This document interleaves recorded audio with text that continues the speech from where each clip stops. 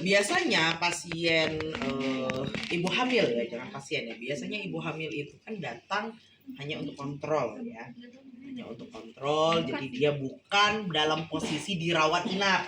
Kecuali memang lagi ada masalah. Dia akan kontrol. Pada saat dia datang kontrol, biasanya dia akan membawa buku kesehatan ibu anak KIA yang warnanya pink. Makanya kadang kita sering bilangnya buku pink karena memang warnanya pink. Itu biasanya keluaran dari pemerintah ya.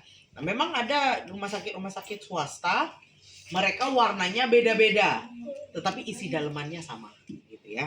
Kalau kita anggap aja buku pink biar lebih gampang. Jadi kesehatan ibu anak sampai anak berusia 5 tahun.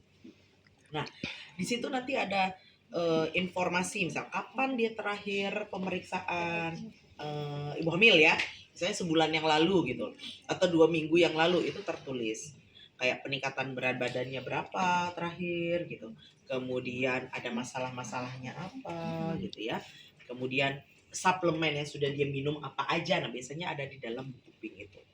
Nah pada saat pasien datang, sebelum dia naik ke sini, biasanya kita periksa dulu di meja ini nurse station ya, kita tensi, kita ukur berat badan, karena berat badan ada peningkatan nggak, makanya kita mau lihat gitu.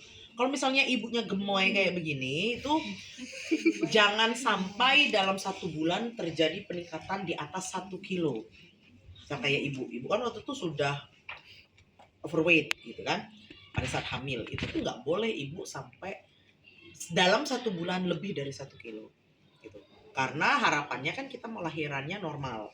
Itu dari dokter ibu bilang ya, jangan sampai nih kamu nanti malah jadi obes gitu kan, nanti kan susah kita proses persalinan. Justru kalau di bawah 1 kilo ibu diapresiasi malah sama dokternya gitu. Nah bagus nih, pernah ibu 2 minggu 1 kilo diomelin gitu ya, ini kamu katanya mau lahiran normal gitu kan. Jadi dilihat lagi dari base berat badan awalnya.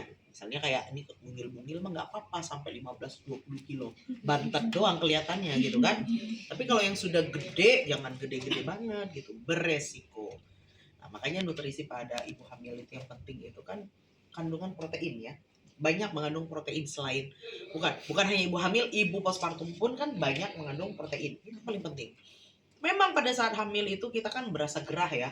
Gerah itu memang normally suhu tubuh inti itu meningkat gitu. Jadi suka makan atau minum yang dingin-dingin. Nah kalau minum air putih dingin ya nggak apa-apa. Tidak bikin gendut air putih dingin, gitu kan?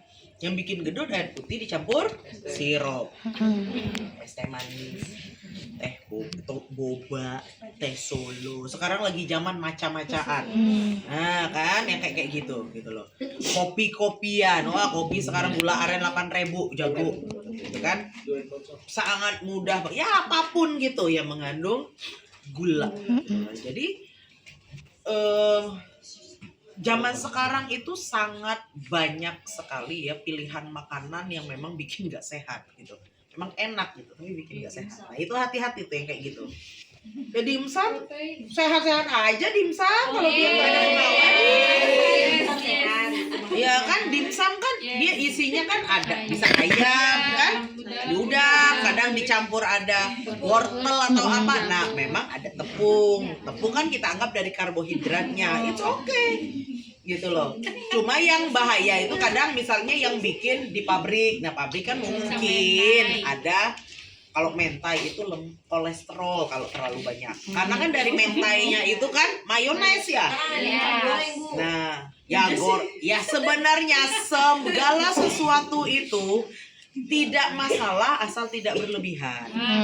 Gitu.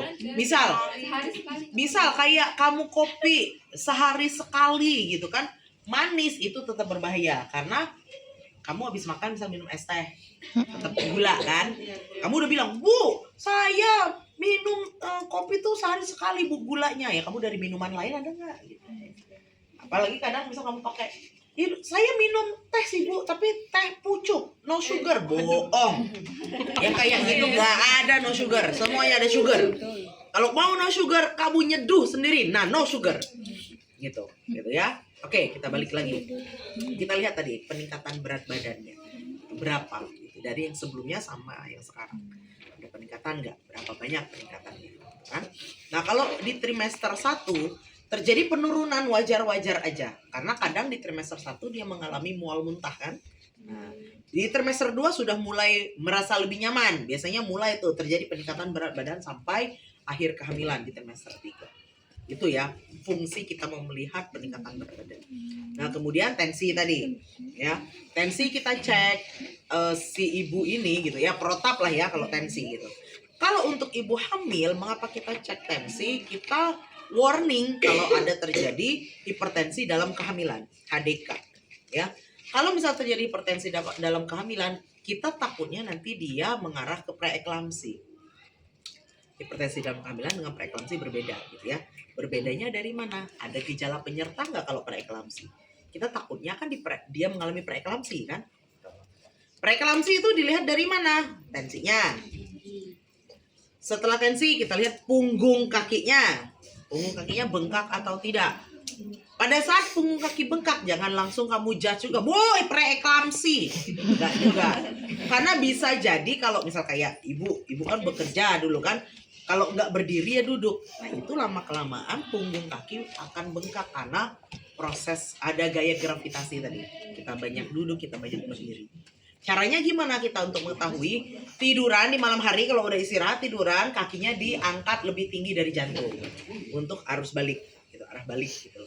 Nah, setelah misalnya dia mengempes berarti memang karena proses gravitasi tadi.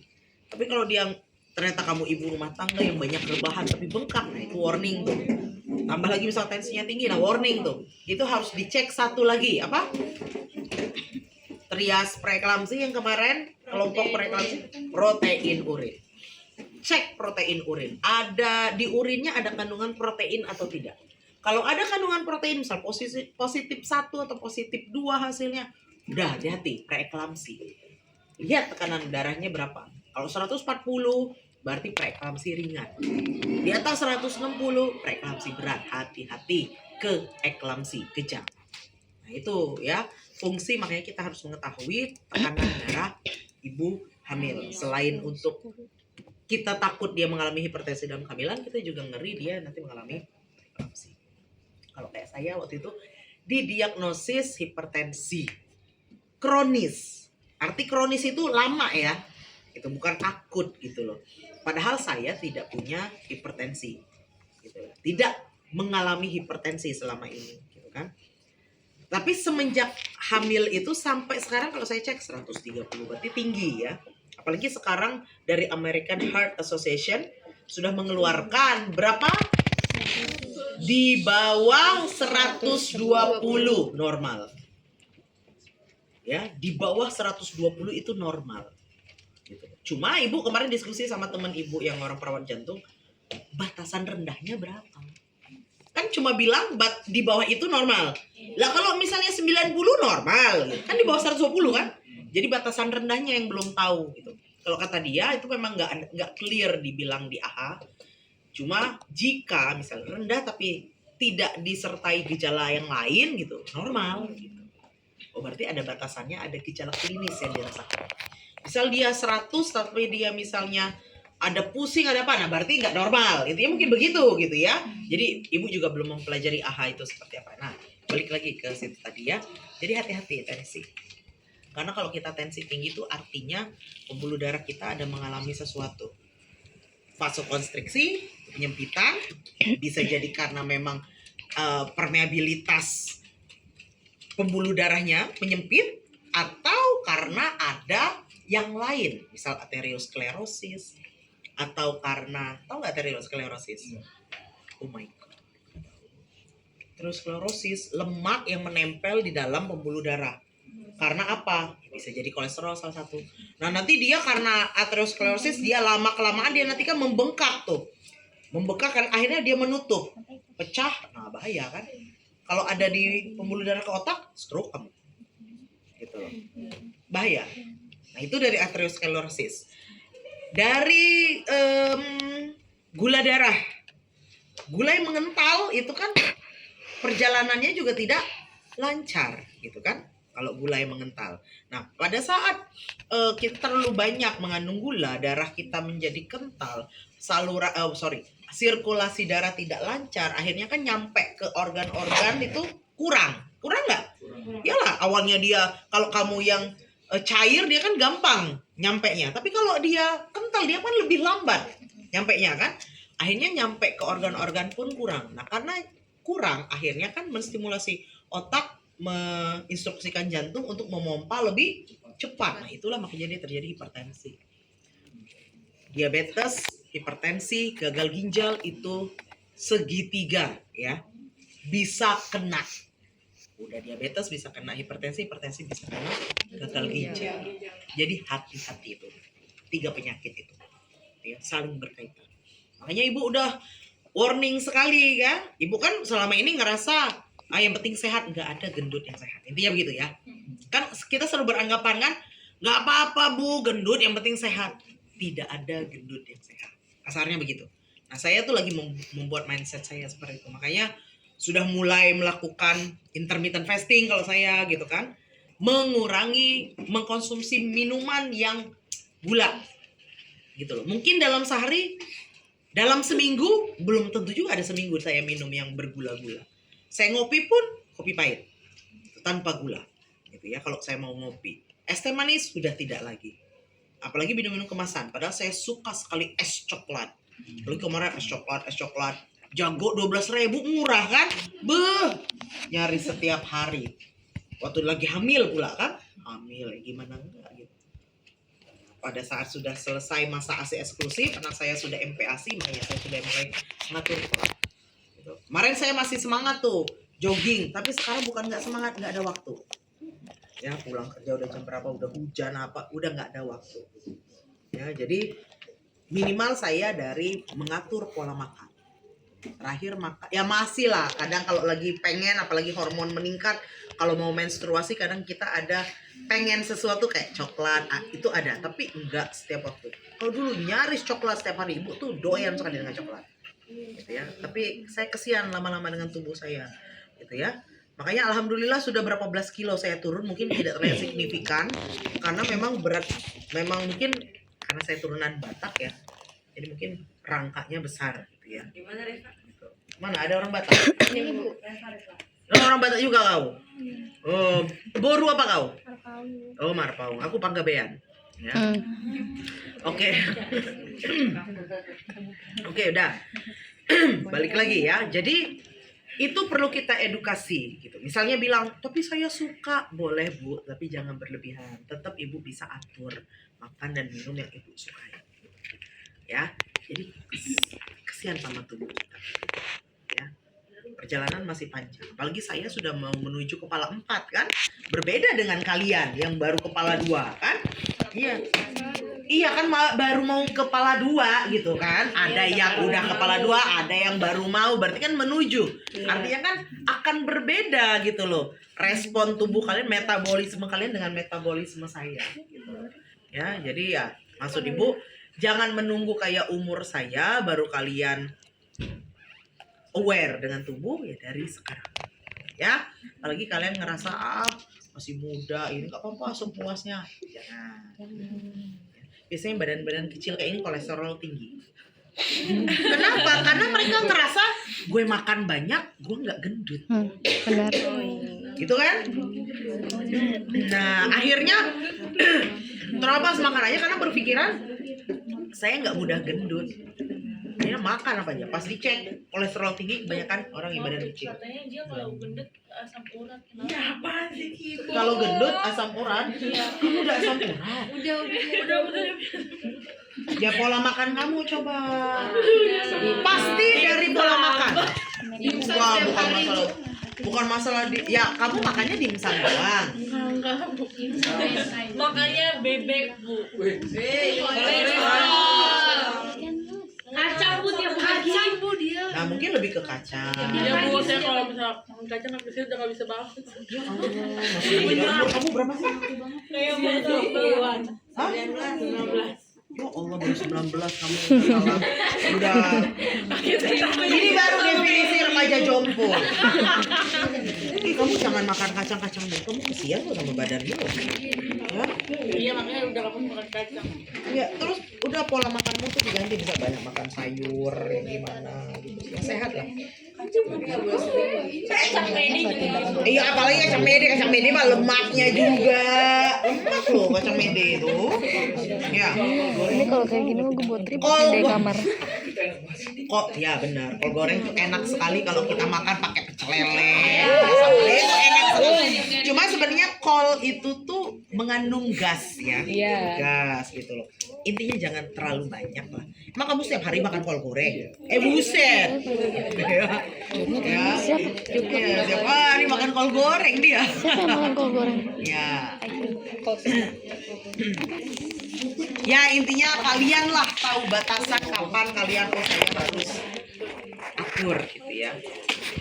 Kayak tadi ibu tuh ritual tadi. Ritual apa? Buka puasa. Karena jam 10 saya baru buka puasa intermittent saya.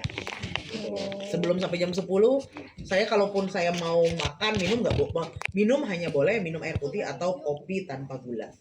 Atau teh tanpa gula. Setelah jam 10 baru saya makan. Gitu. Ya, jam 6 sebisa mungkin tidak makan apapun lagi. Itu pun dalam jam 10 sampai jam 6 itu saya tidak boleh banyak, tidak boleh rakus makannya ya. Yang mentang-mentang dalam rentang waktu 8 jam itu rakus saya makan gitu. Enggak. Makanya saya lebih cepat turun berat badannya. Ini agak lama nih karena nggak olahraga.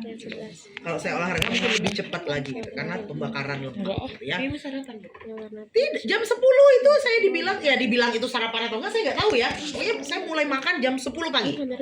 Membuka puasanya gitu loh. Tetapi kalau saya sebelum jam 10 pagi saya lapar ya minum air putih, minum kopi tanpa gula atau teh tanpa gula. Udah begitu ya. Ya minum aja air putih. Ada orang yang puasa intermittent hanya minum air putih ya, itu nggak sanggup bisa letoy. Ya, Coba diterangin aja. cepat turunnya, Ini karena tapi itu, ini terlalu drastis. Ya, betul. Oke, nah itu lagi balik ya. Jadi memang ada ilmu-ilmu seperti itu, Ibu sampaikan lagi, tidak melulu dari dosen kalian dapatkan. Ya, sumber ilmu itu banyak sekali dari media sosial, dari manapun kalau zaman sekarang ya. Jadi jangan puas hanya dari dosen. Misalnya kalian mau berdiskusi, monggo silakan datang ke Ibu ruangan Ibu sekarang di ruang dosen keperawatan ya, balik ya. Gitu ya. Karena kan kita sudah ada dosen akupuntur. Jadi Ibu terhengkang lagi, balik lagi Ibu ke ruang dosen keperawatan. Biarpun saya memang masih mengelola program studi fisioterapi gitu ya. Tapi secara ruang saya sudah kembali ke ruang yang Bu Tri, Bu Sinta, Bu Dame, trio.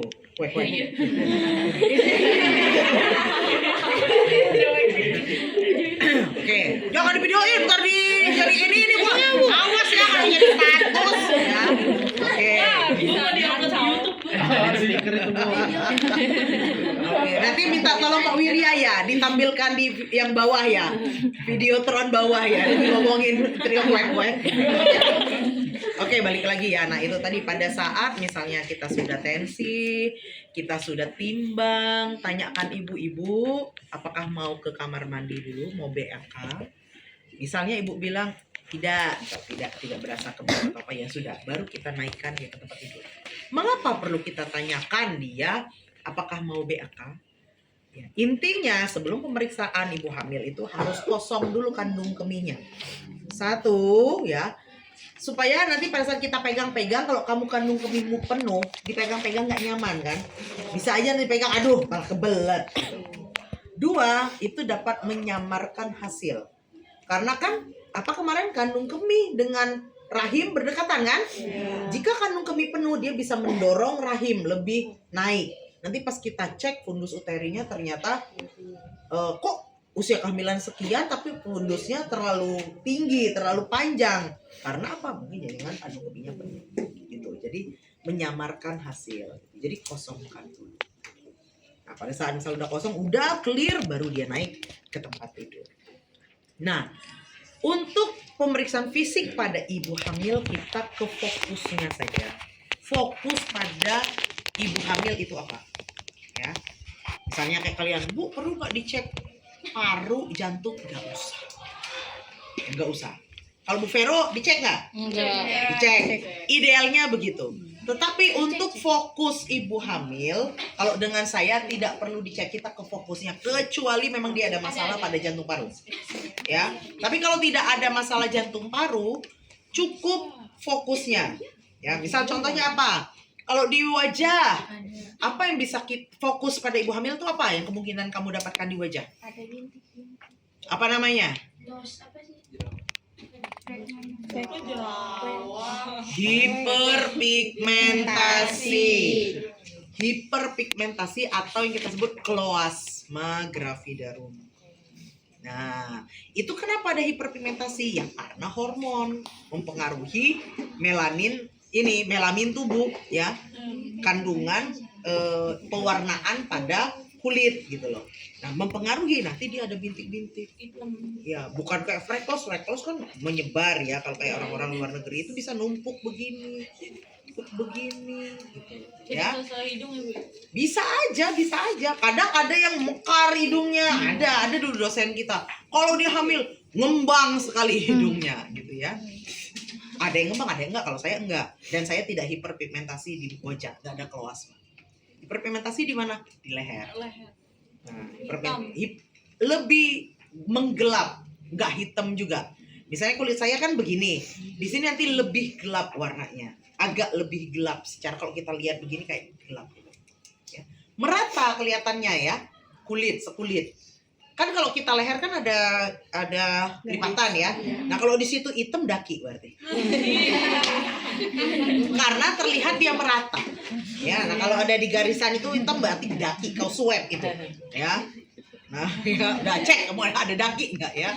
Oke, balik lagi. Nah, hiperpigmentasi itu di mana aja? Di muka, di leher, di ketek, di areola, di perut yang garis ini linea nigra, di area kewanitaan. Nah, itu mengalami hiperpigmentasi. Ya. Apa yang berubah, Bu? Warnanya lebih gelap. Di sini gelap. Ketek, pas diginiin. Wow. Yang kadang bikin nggak pede depan suami. Ya masa depan laki-laki lain. Nah, di depan suami kadang nggak pede. Areola baru lahir gelap sekali gitu ya. Biarpun kita kan rata-rata kalau orang Indonesia coklat ya, tapi karena pengaruh hormon pas baru lahir benar-benar dia gelap menghitam dan agak keras. Tapi nanti lama-kelamaan dia melembut. Ada linea nigra. Area ini, gelap sekali. Memang areanya kan udah terhimpit kan, memang gelap, ditambah lagi karena hormonal hiperpigmentasi dia lebih gelap. Ini kadang kalau pasien yang nggak tahu dia kan, ya tadi dia nggak, saya merasa ini malu sama suami ya, itu kita edukasi. Kalau perlu diedukasi di depan suami, ini terjadi perubahan karena proses kehamilan. Nanti setelah melahirkan, lambat laun juga ini dapat kembali seperti semula. Ada nggak krim-krim? Ada, Bu. Silahkan ibu gunakan misal krim-krim yang ada. Yang penting aman untuk kondisi ibu selama hamil. Tapi kalau memang berharap langsung hilang itu tidak akan karena pengaruh. Nah, itu dapat kita jelaskan. Itu fokus ya, fokus yang kita cari. Kemudian apalagi fokusnya? Payudara. Nah, payudara pada ibu hamil itu pastinya bengkak. Kan? Karena dia sedang mempersiapkan untuk memproduksi ASI. Gitu. Kita lihat putingnya inverted atau exverted kan? Gitu. Nah, kita cek itu. Udah sebatas itu. Kemudian kita cek ya ada nggak yang abnormal. Sama lah kayak pemeriksaan payudara pada postpartum. Bedanya postpartum kan ada ASI. Kemudian kita boleh stimulus puting. Ya, kita stimulasi puting kita boleh. Misal putingnya inverted, kita stimulasi. Mana puting tadi? Payudara. Kau sembunyiin pula. Nah, misalnya dia inverted. Ini dia inverted kan? Dia inverted. Nah, kita stimulasi. Gimana cara stimulasinya? Diregangkan, kemudian baru ditarik, gitu kan? Nah, itu menstimulasi. Pada postpartum boleh. Pada ibu hamil tidak boleh. Karena apa kemarin? Merangsang kontraksi. Ya, merangsang kontraksi. Kan nanti bahaya kalau dia belum cukup bulan terangsang kontraksi, malah berkontraksi. Ya, jadi tidak boleh kita apa-apain puting ibu hamil. Inverted ya udah inverted biarin aja. Tapi kalau dia udah lahiran, kalau dia inverted bisa kalian stimulasi puting. Ya. Fokusnya kemana lagi? Ke perut. Nah, di perut ibu hamil inilah ada pemeriksaan Leopold. Ya Allah ya Tuhan, itu jatuh lagi. Ya, pemeriksaan Leopold. Leopold ada berapa? Ada 4. Fungsinya pemeriksaan Leopold ini adalah untuk menentukan posisi janin ada di mana. Ya, begitu ya intinya ya. Menentukan posisi janin itu ada di mana. Kalau Leopold 1, posisi janin ada di bukan. Posisi janin apa yang ada di fundus? Leopold 1. Leopold 2, posisi janin apa yang ada di perut kanan dan perut kiri ibu? Ya. Leopold 3, posisi janin apakah sudah masuk pintu atas panggul atau belum? Leopold 4, sudah sejauh mana dia masuk panggulnya? Jadi intinya kita mau menentukan si janin ini. Gitu ya, menentukan si janin. Harapan kita posisi janinnya normal kan?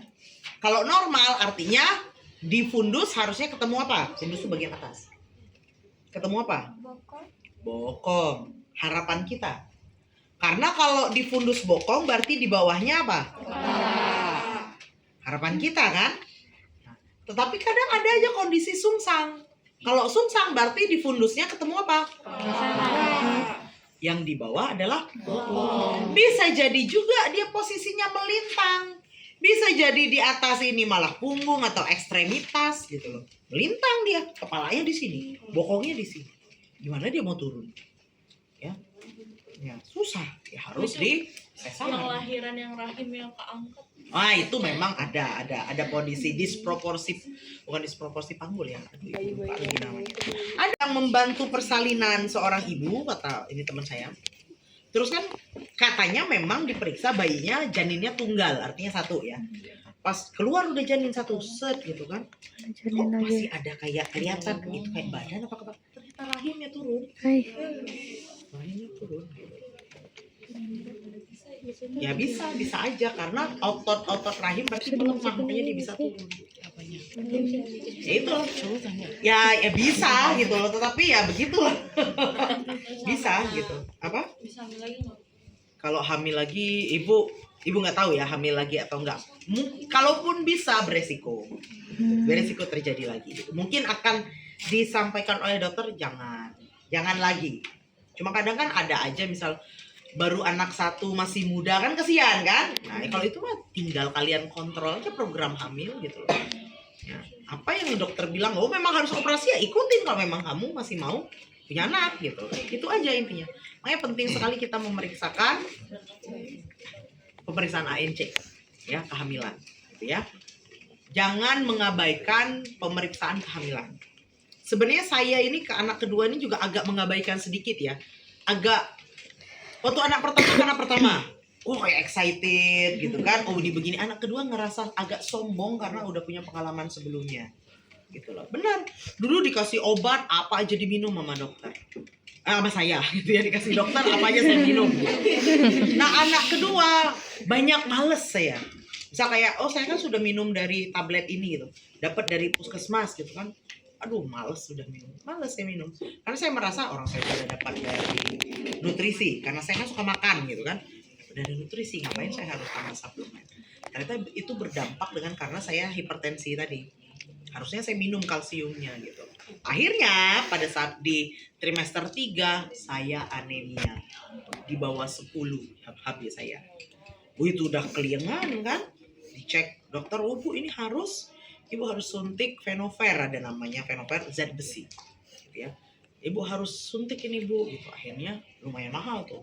Akhirnya saya beli rumah sakit Husada, suntik sendiri sama Bu Korina gitu kan, disuntik gitu. Udah setelah itu meningkat tuh HB. Pas mau lahiran 11. Jadi kata teman saya, "Ibu nggak minum ini ya, nggak teratur gitu." Seharusnya saya minum kalsium karena tensi saya tinggi gitu. Jadi harus diminum katanya kalsium. Bukan hanya sekedar kalsium itu untuk tulang ya, bukan hanya itu gitu. Jadi penting memang pada saat kondisi-kondisi kita mengalami hipertensi dalam kehamilan, minum kalsium untuk menekan pompa jantung kita. Berat ya, karena kan dia memang memompa jantung kedua kan, untuk ibu dan untuk janin gitu. Oke. Di mana tadi? Leopold ya. Pemeriksaan Leopold tadi. Sejauh mana gitu. Nah, nanti baru setelah dari pemeriksaan abdomen kita ke area genitalia. Kalau ibu hamil ya, pemeriksaan hamil nggak mau pasti dicek area genital, diliatin, nggak mau. Orang kamu datang kayak begini rapi mau diliatin area kewanitaanmu ya nggak mau lah, ngapain? Beda dengan ibu postpartum, karena kan dia ada proses lahiran, ada darah yang keluar. Mungkin kalau Bu saya mau cek dulu bagian bawah, mungkin oke aja kan. Tapi kalau orang hamil ya ngapain suster diliatin gitu. Nah terus apa yang mau kamu dapatkan misal dari genitalia ya, kebersihan. Bukan berarti dia jorok banyak daki, bukan. Tapi lebih ke arah kondisi ibu hamil itu akan mengalami peningkatan lubrikasi vagina. Artinya selama hamil karena pengaruh hormon akan banyak pengeluaran cairan vagina. Pernah ngerasain kalau kita lagi masa subur? Gak nyaman kan antara nih saya mau mens nggak, kok rasanya kayak mau mens pada cek enggak. Begitulah rasa ibu hamil setiap hari, gak nyaman ya, apalagi udah trimester tinggi ya, gak nyaman sekali gitu loh. Makanya penting ibu hamil itu diedukasi kalau menjaga area kewanitaan itu tetap kering. Caranya gimana? Kalau misal ibu bekerja, bawa celana ganti, celana dalam ganti. Kalau habis BAB BAK, dilap pakai tisu kering atau pakai handuk khusus lah ya untuk area kewanitaan. Ya terserah gitu. Yang penting pastikan area kewanitaannya itu kering.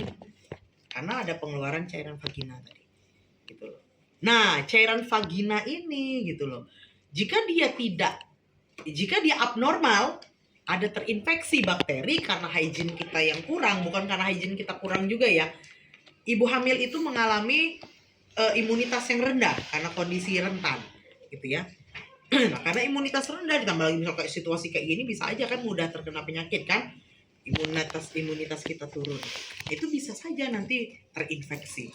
Nah, gejalanya apa? Yang harusnya keputihannya atau kita anggap keputihan lah ya, pengeluaran cairan. Karena kan kita susah kalau bilang, "Bu, ini terjadi peningkatan lubrikasi vagina," susah.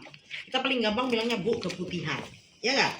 Nah, keputihan yang sudah abnormal, misal berubah warna, yang harusnya kan bening atau dia putih, ya nggak? Putih kayak susu kan?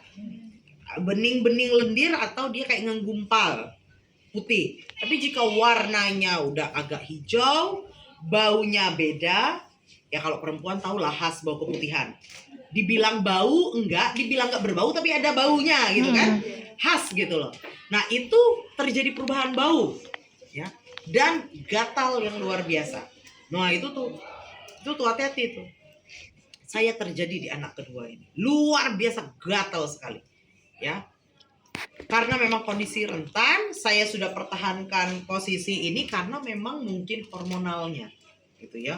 Jadi pas keluar itu dia bukan lendir ya, jadi kayak ya gimana ya, susah ibu menjelaskan. Kalau lendir kan tahu kan lendir ya, itu memang keluar kayak sedikit gitu ya, agak apa menggumpal gitu ya, gatal luar biasa.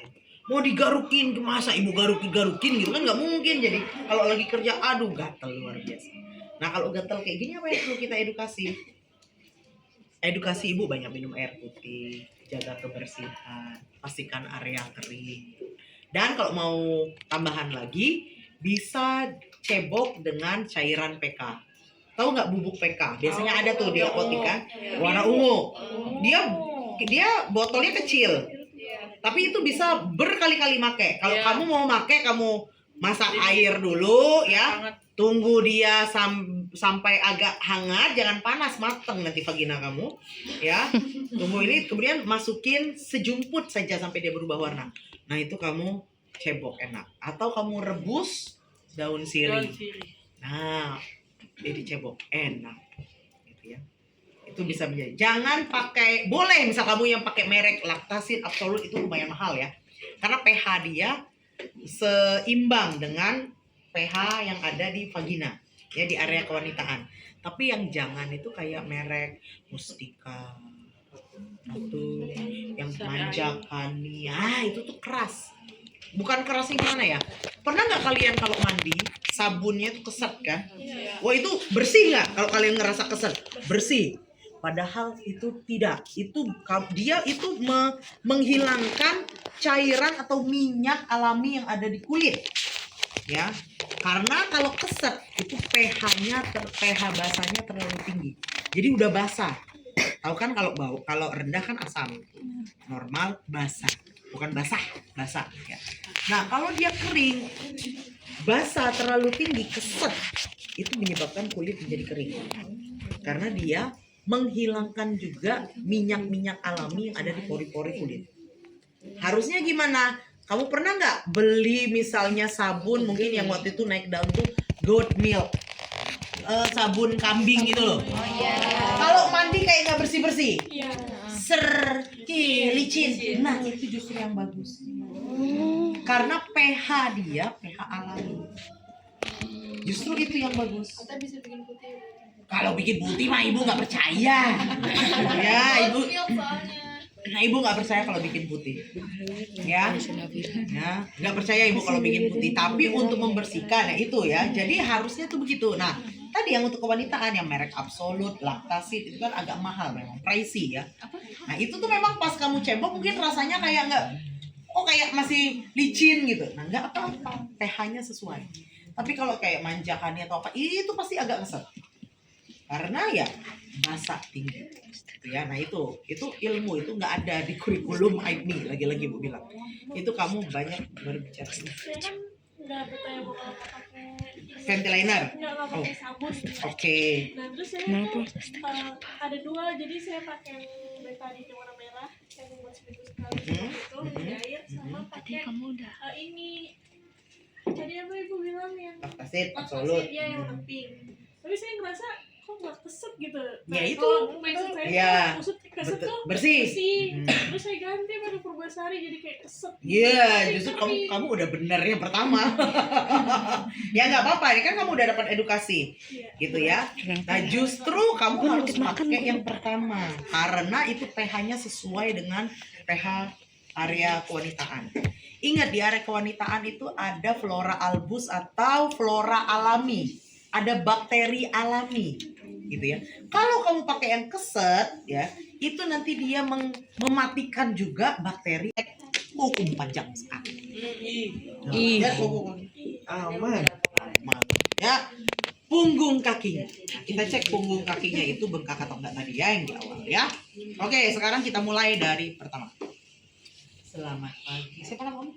Bayu. Bayu apa namamu? Bayu Tunggal. Nama aslimu? Bayu Tunggal. Iya, Bayu Tunggal di Mantoro. Oh, Bayu Tunggal Di Mantoro. siapa nama perempuannya ya? Aulia. Oke lah. Nama pacarnya ya? Bu Aul, selamat pagi. Pagi, Bu. Ya. Oke, di sini saya Perawat Jehan. Hari ini saya akan berdinas di ruangan poli ini dari jam 7 sampai jam 2 siang ya, Bu. Oke, pada hari ini Ibu akan melakukan pemeriksaan kehamilan ya, Bu ya. Kan bulan kemarin udah datang. Nah, sekarang hari ini memang waktunya Ibu untuk kontrol. Ini saya lihat nih kalau di bukunya, Ibu, nih berat badan Ibu naik 2 kilo ya, Bu, dari bulan kemarin. Ibu jangan terlalu banyak-banyak. Kemarin banyak makan apa nih? Suka makan bakso, Bu. Bakso. Kalau minumnya suka minum apa? Setiap hari makan bakso emangnya? Lagi BM aja makan bakso. Oh gitu. Pedes nggak? Enggak ya. Ya jangan pedes-pedes nanti mules perutnya gitu ya. Nih kalau masih suka minum ini es boba. Sering. Nah. Ini nggak terlalu. Oke lah, Bu jangan terlalu gendut-gendut ya, Bu ya. Ini 2 kilo katanya Ibu mau lahirannya normal. Nanti susah ngedernya. Jadi boleh kalau kalian mau eksplorasi. Tetapi biasanya di ruang poli nggak bisa bereksplorasi karena waktunya cepat. Set langsung ke perut, cek, udah pergi gitu ya. Idealnya tuh harusnya kita benar-benar head to toe. Oke, sudah. Oke Ibu tadi di tensinya normal ya Bu ya. Sekarang usia kehamilannya 36 minggu. Minggu depan Ibu nanti cek lagi 1 minggu ya. Soalnya udah mulai masuk ke waktu sudah menuju ke waktunya bersalin. Oke Ibu, untuk pertama kali saya akan mengecek area kepala. Jadi kalau kita melakukan pemeriksaan fisik itu kan ada 4 kan. Pertama apa? Observasi, terus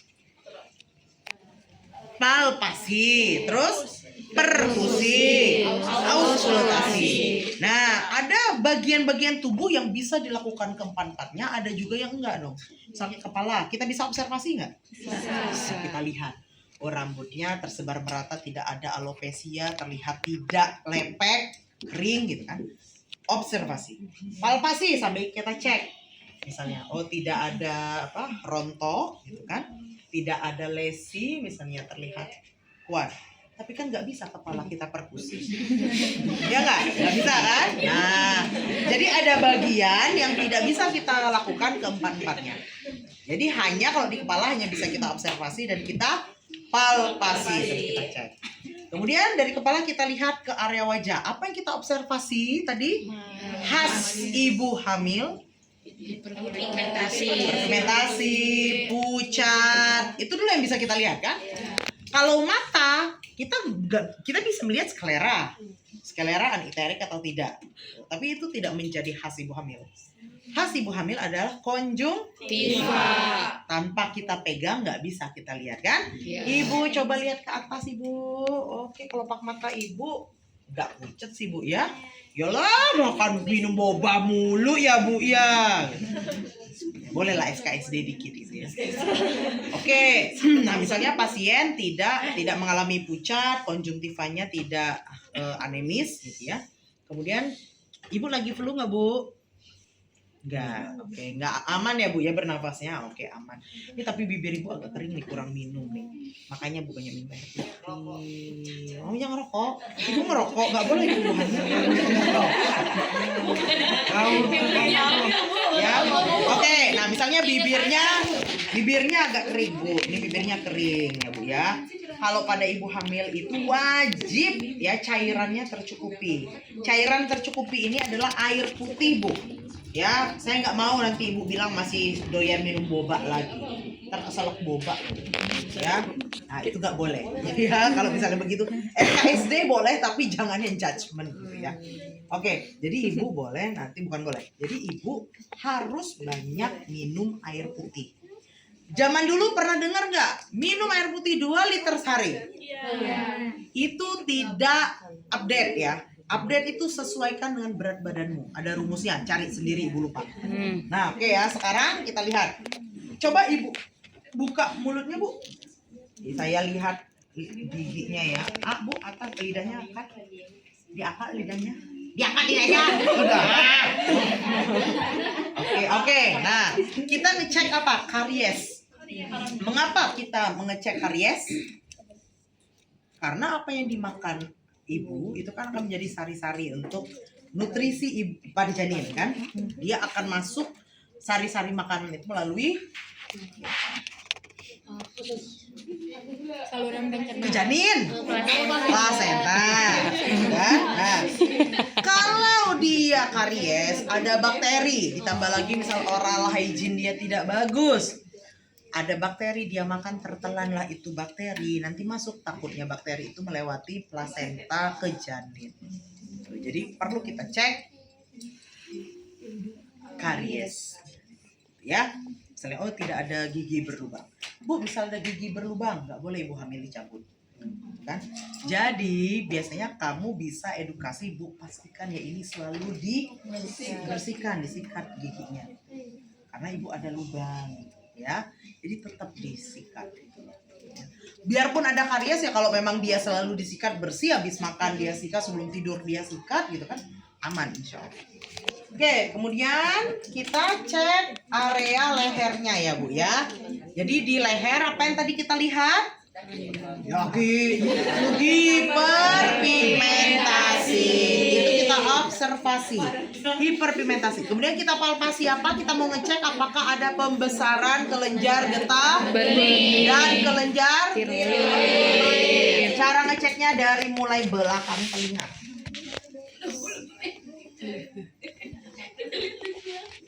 Tidak ada pembesaran kelenjar getah bening. Bu, coba menelan Bu. Sakit tidak Bu? Ada rasa sakit tidak menelannya? Tidak ada. Berarti tidak ada pembesaran kelenjar tiroid. Ya. Nah, sekarang kita turun ke area dada. Ya, area dada fokus ibu hamil adalah Payudara. payudara.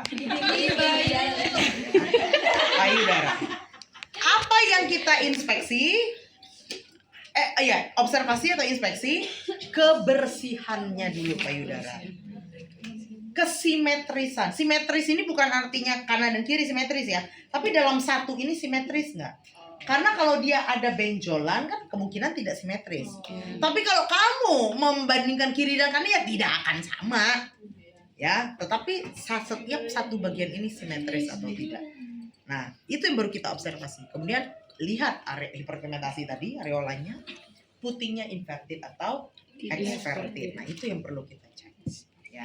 Nah, kemudian mulailah kita mempalpasi. Ibu tolong angkat tangan kirinya, Bu. Angkat. Ya, udah senderan aja, senderan. Nah, begitu aja. Nggak usah ngegantung, biasa aja. Seenak kamu. Gimana tangan kamu enak? Sempit ya? Udah pol nih Bu, ini sempit nih. Oh, pantesan lagi sempit sih. Ya, nah, cara kita mau mempalpasi kalau area payudara dari ketiak. Ya, kamu pakai Rexona nggak? Saya Oh, pakai ya udah. Kan ibu mau megang ketek kamu soalnya ntar kamu nggak pakai Rexona. Nah, judgement itu ya, nggak boleh ya. Oke, nah kalau kita mau ngecek dari ketek dan pastikan area terjauh dulu ya. Ini kan area terjauh sebelah sini ya. Kita pencet dari ketek langsung ke payudara. Oke, misal tidak ada rasa abnormal atau benjolan yang abnormal. Ini Bu, diturunkan Bu. Sekarang sebelah sini Bu, angkat. tuh kan jatuh kan. Kemudian kita set, kita langsung cek ke payudara. Oke, tidak ada benjolan yang abnormal. Oke, Bu. Kita turunkan kembali. Nah, sudah selesai payudara, ditutup lagi BH-nya.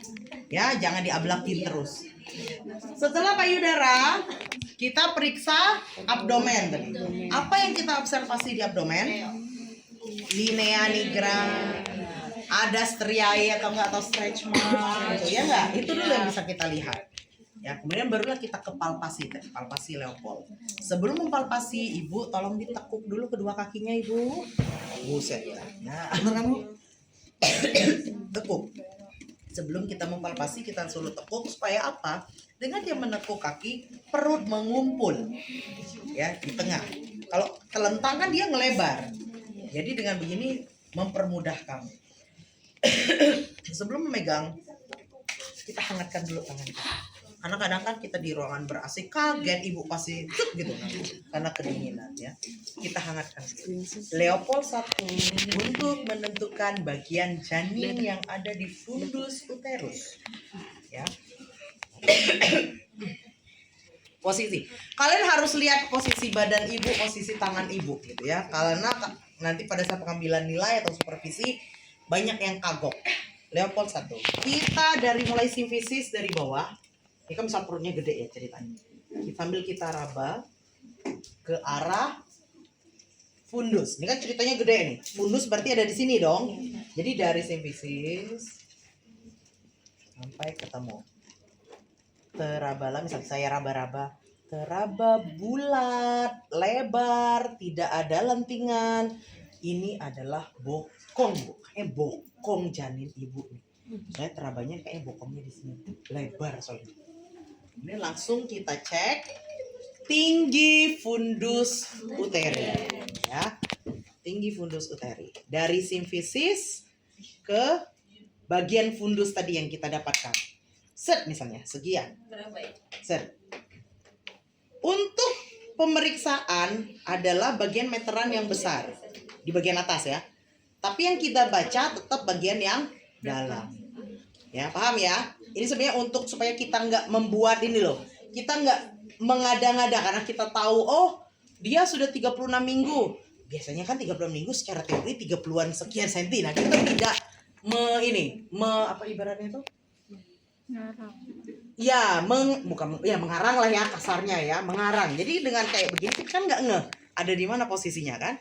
Nah, pas kita udah dapat, oh ternyata dia misalnya 32 cm sesuai dengan usia kehamilan.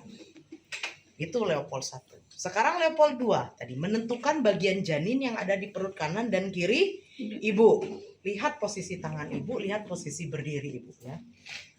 Usahakan area terjauh dulu. Jadi tangan kiri mendorong ke sana, tangan kanan meraba. Teraba.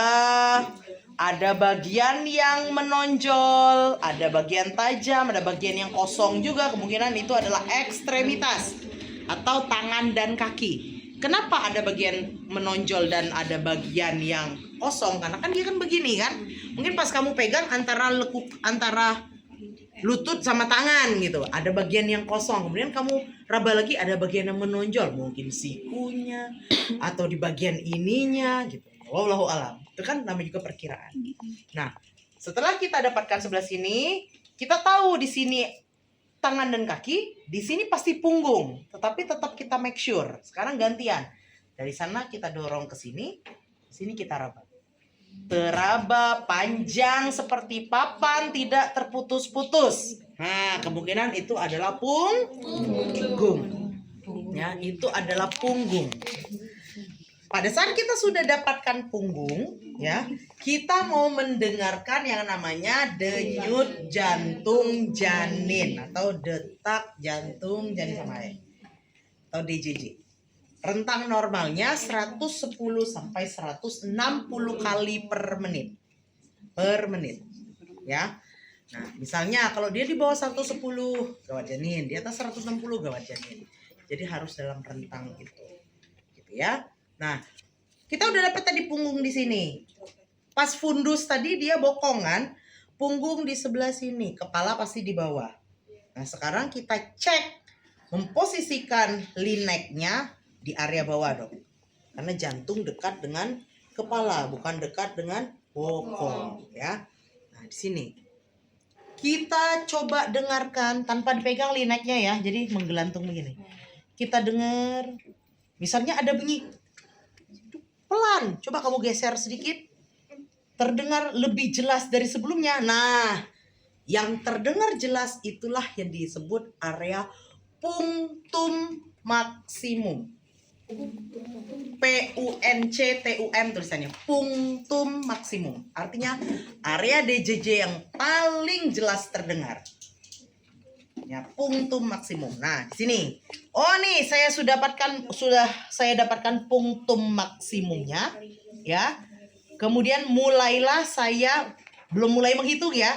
Saya sudah mendengar, kemudian saya pegang nadi ibu, saya rasakan nadinya dengan yang saya dengarkan apakah sama atau beda. Jika sama, kemungkinan yang saya dengar itu detak jantung ibu. Jadi harus berbeda. Pada saat sudah berbeda, barulah kita hitung 1 menit full. Ya, ada berapa detak? Susah nggak Bu? Susah. Ibu aja waktu itu, ya Allah, susah banget. Dapatnya aja susah. Itu aja dosen ibu yang bantu. Dapat nggak? Itu lagi S2 itu. Dapat nggak Jihan? Enggak Bu. Dengar. Ah nih, coba kamu dengar. Pelan sekali. Kamu berisik kayak tadi, udah nggak kedengeran. Ya, itulah susahnya menggunakan linek. Kalau dengan Doppler, oh enak sekali kalau Doppler kan. Tinggal taruh, pasang gel, tinggal kamu taruh, nanti bunyi jedak jeduk jedak jeduk jedak jeduk jedak. Oh jadi kayak jedak jeduk ya. Nah, kita testing ya. Bunyi jantung janinnya. Ayo buka dulu. Kagak lah, kita mendengarkan jantung dia. Ayo, oke baik. Makanya ini maksud ibu, kalau perempuan kan nggak bisa ibu gini ya. Mulai dulu. Layanya. Enggak, ibu mau ngambil jantungmu aja. Loh, enggak ada suara. Kemarin juga gitu. Kenapa? Baru juga nggak nyala. Ya, Ternyata bisa baik. baterai.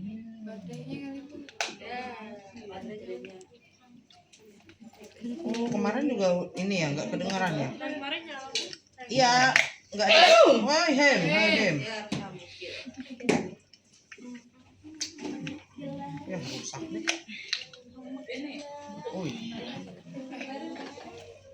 Oh iya, nggak kedengeran ini. Ya sayang sekali. Aku coba cari Doppler yang lainnya, Bu. Kayaknya nggak ada lagi deh. Bunyi. Bunyi tapi biasanya kersak. Mana payudaramu? Oh iya. Iya nggak kedengeran. Coba kita pakai colokan. Nah. Halo. Halo.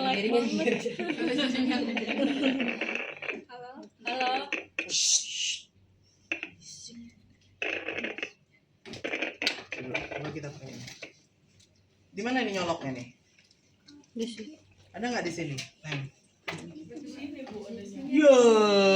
Itu tuh. Ah, situ coba. Maaf. Kita mau testing aja. Sampai? Udah? Itu dulu video kita jauh. Iya kan ini kan? Nggak pas ya? Itu lapar kali.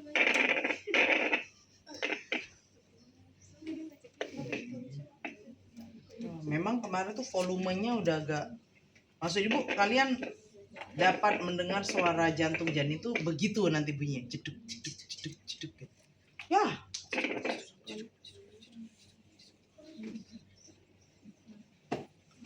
Nggak nyampe.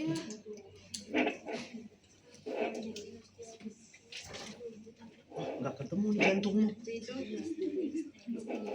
Apakah kamu immortal? Immortal mah kakak tingkatmu. Nggak ada bunyi.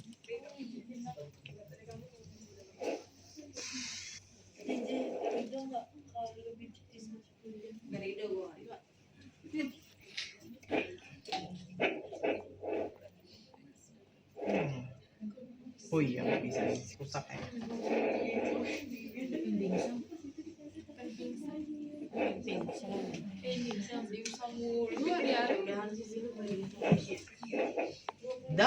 Dia dapat itu tadi detak jantungnya, cuma nggak kedengeran.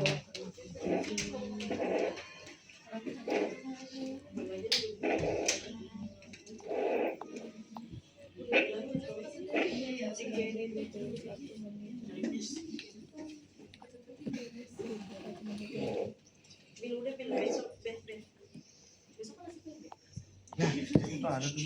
Iya.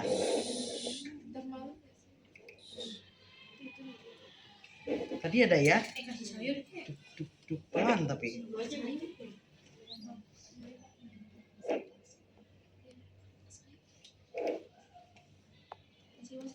Ya, tadi sempat, tapi memang kayaknya ininya yang udah error. Ibu, Oi, saya kemarin kan saya pernah lihat bidan, tapi kalau lama bidan waktu itu tuh kayak kan pakai gel, digini dicari gitu. dia kan nggak hamil. Tahu sih ada di mana ya. Soalnya kayak dicari banget gitu loh, Bu. Karena mungkin dia tidak yakin pas dia mempalpasi itu punggungnya ada di mana. Bisa aja memang. Misal kayak tadi, kayaknya di sini deh, misalnya punggung. Ternyata nggak ketemu. Ya memang dia akan nyari, akan kemana. Memang gitu. Bisa begitu. Bisa kok. Kemungkinannya akan ada. Ya namanya juga kita perkiraan kan, kita nggak bisa lihat dia ada di dalam kan. Gitu. Oke, nah itu misalnya nanti bunyinya sebenarnya bunyi ya jantung ceduk. Tapi kalau pada bayi janin dia kan lebih cepat. Ceduk. Nanti tertulis di situ berapa. Kamu tunggu dulu sepersekian detik sampai dia stabil di berapa jumlahnya, berapa jumlah DJJ-nya, baru kamu dapat sampaikan. Dan kalau pakai Doppler kan kamu bisa info tubuh, suara jantung, dedeknya. Nah, happy dia. Tekuk lagi. Nah, itu Leopold 2 ya. Sekarang Leopold 3. Leopold 3 itu untuk menentukan apakah sudah masuk TAP atau belum.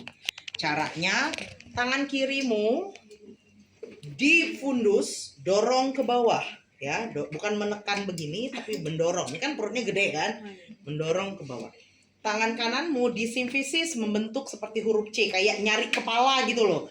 Jadi kita bentuknya huruf C sambil kita cari, kita rasakan misal sudah ketemu kayak kepala, kepala gitu. Nih misal kepala kan, udah ketemu, kamu goyangkan tangan kananmu. Tangan kanan yang digoyang ya. Goyang sebentar aja. Untuk merasakan apakah pas kamu goyang kepalanya itu masih goyang atau udah enggak. Kalau pas kamu goyang kayak berasa deg berarti masih goyang. Artinya dia belum masuk PAP. Kalau belum masuk PAP, tidak perlu dilakukan Leopold 4. Tapi jika sudah masuk PAP, misal pas digoyang dia sudah tidak bergoyang, artinya sudah masuk PAP, harus kita lakukan pemeriksaan Leopold 4. Biarpun sebenarnya ya, realnya itu nggak sampai segitunya. Realnya itu, biarpun di bidan datang sebuka perutnya, set, oh, set, pasang Doppler, dugu, ada bu, normal, oke, normalnya begitu kan? Iya. Tapi kan di sini kita proses belajar, jadi kalian tahu tuh, ada yang namanya pemeriksaan Leopold. 1, 2, 3, 4. 4 tadi kan untuk menentukan sejauh mana dia masuk PAP-nya. Nah, ada 3 hasil. Bisa konvergen, bisa sejajar, bisa divergen. Tangannya kita di area simfisis tadi nyari kepalanya. Bisa, ini susah ya. Misal ceritanya di sini, ini simfisis nih. Nah, pas pada saat saya cari misal di simfisis, ternyata ujung jari saya kedua-duanya masih ketemu. Karena di sini masih teraba kepalanya pas saya pegang. Nah, itu disebut konvergen. Tapi pada saat saya pegang ternyata 2 jari saya sudah tidak ketemu, tetapi masih berasa di sini. Tapi di ujungnya nggak ketemu lagi nih. Berarti itu sejajar. Tapi pas ketiga dicek sudah tidak berasa, kayaknya nggak ketemu kepala, nggak ketemu apapun yang kamu rasakan, kemungkinan dia sudah masuk ke dalam. Ya, divergen. Gitu loh. Itu tinggal nunggu lahiran aja itu kalau konvergen. Nanti pada saat kalian pengambilan nilai terserah kalian mau sampai level 4, mau level 3, terserah kalian. Bagaimana kalian mengimprovisasi pada saat pemeriksaan. Ya, itulah selesai untuk Leopold. Kemudian baru turun ke genital. Bu, turunkan dulu kakinya Bu. Wah, tadi pemeriksaan janinnya. Alhamdulillah kalau diperiksa tadi sehat ya Bu ya. Gitu. Nanti boleh Ibu di minggu depan ya, nanti saya jadwalkan dokternya ada di minggu depan nih Bu untuk pemeriksaan USG. Biasanya di puskesmas begitu, karena di puskesmas kan tidak ada dokter spesialis, ada dokter umum tapi sudah pelatihan membaca USG gitu ya. Cuma ya jangan kamu bandingkan antara dokter obgyn dengan dokter umum yang belajar USG, beda pastinya. Kalau dokter obgyn mah langsung tahu. Kalau dokter umum masihnya ngubek gak ketemu gitu ya, karena saya merasakan. Ya wajar aja. Tapi juga puskesmas yang penting kalian tetap melakukan pemeriksaan ANC sesuai jadwal. Nah Bu, apakah Ibu mengalami keputihan Bu selama kehamilan ini? Saya nggak tahu. mengalami gitu aja. Ya misalnya, oh iya mengalami, apakah rasa gatal ditanyain? Rasa gatal nggak, baunya seperti apa, apakah berbau khas atau ada perubahan bau, kemudian warnanya seperti apa. Bu pastikan ya Bu, area kewanitaannya tetap kering. Ini Bu misal bekerja atau tidak? Oh saya bekerja misalnya. Bawa celana ganti, bawa tisu kering. Jadi setelah BAB BAK itu bisa Ibu lap dengan tisu kering biar memastikan area kewanitaan tetap kering gitu. Terus kalau misalnya Ibu pakai panty liner boleh aja gitu Bu. Tetapi pastikan jangan 24 jam menggunakan panty liner supaya area kewanitaan juga mendapatkan sirkulasi udara. Ya, karena kan kalau pakai panty liner dia kan plastik tertutup, itu kan nanti tidak mendapatkan udara kan. Kan plastik kan yang nempel ke celana dalam kan, nggak dapat udara. Jadi tetap ada waktu untuk dia bernafas gitu. Ya. Kemudian kita lihat punggung kaki, agak bengkak sedikit ya Bu. Ibu coba nanti di malam hari bisa dipegang gitu, agak terlalu ini bengkak tapi agak bengkak. Nanti Ibu di malam hari sebelum tidur tinggikan lebih tinggi dari jantung ya Bu ya, sekitar 10 menit 15 menit boleh. Nanti Ibu cek apakah masih bengkak. Karena tadi tensi Ibu bagus gitu ya, kemungkinan ini karena Ibu terlalu banyak berdiri atau terlalu banyak duduk. Ibu masih bekerja, belum cuti. Nah, belum cuti ya, berarti kan aktivitas Ibu masih banyak ya. Nah, setelah itu sudah silahkan, misalnya pemeriksaan sudah selesai Ibu, diresum di akhir boleh. Pada saat kalian melakukan pemeriksaan langsung menjelaskan, boleh, silahkan pilih. Ya, kalau ibu kan karena ngajar, pasti ibu setiap part ibu akan menjelaskan. Tapi kalau kalian sudah melakukan pemeriksaan, misal ceritanya ke pasien beneran, di akhir kalian meresum itu boleh, terserah mau pilih yang mana. Yang penting tetap ada edukasi yang kalian lakukan, gitu ya. Sekian Bu untuk pemeriksaan ya. Kalau saya melihat tadi dari mulai ujung rambut sampai ujung kaki, insya Allah ibu dan janin sehat walafiat ya. Sekarang ibu perlu untuk mempersiapkan untuk persalinan ibu. Ini anak pertama kan ya Bu ya? Tuh kan pasti masih deg-degan tuh, bingung nanti apa yang harus disiapkan gitu ya. Itu boleh nanti edukasi di luar ini ya, di luar supervisi nanti ya. Diedukasi misalnya apa sih tanda-tanda persalinan, keluar apa kemarin? Kalau tanda persalinan? Keluar lendir bercampur darah atau disebut bloody show. Ada nggak dengar bloody show? Citak juga di buku. Bloody show, tulisan blood, Y belakangnya. Show. Nah, bloody show itu keluar lendir bercampur darah. Ya. Jadi kalau cuma mulus tapi belum keluar lendir bercampur darah, itu basi, mungkin kontraksi palsu atau Braxton Hicks. Kalau sudah keluar lendir bercampur darah, artinya apa? Sudah mulai ada pembukaan. Cervix mulai membuka, makanya dia ada lendir bercampur darah karena ada peregangan itu. Gitu ya. Nah, itu mulai itu. Keluar udah keluar lendir bercampur darah disertai dengan mulas-mulas yang intens, teratur. Udah tanda-tanda persalinan. Ya. Tuh. Nah, itu bisa dijelaskan ke pasien. Oke, Bu, sekian untuk pemeriksaan. Nanti datang seminggu lagi ya. Atau belum nyampe seminggu, jika Ibu sudah berasa mulas yang lebih teratur, keluar lendir bercampur darah, silakan Ibu datang lagi ke puskesmas. Itu bisa kalian edukasi ya. Oke, Ibu, mari saya bantu untuk turun. Nanti keenakan tidurnya ya, Ibu ya.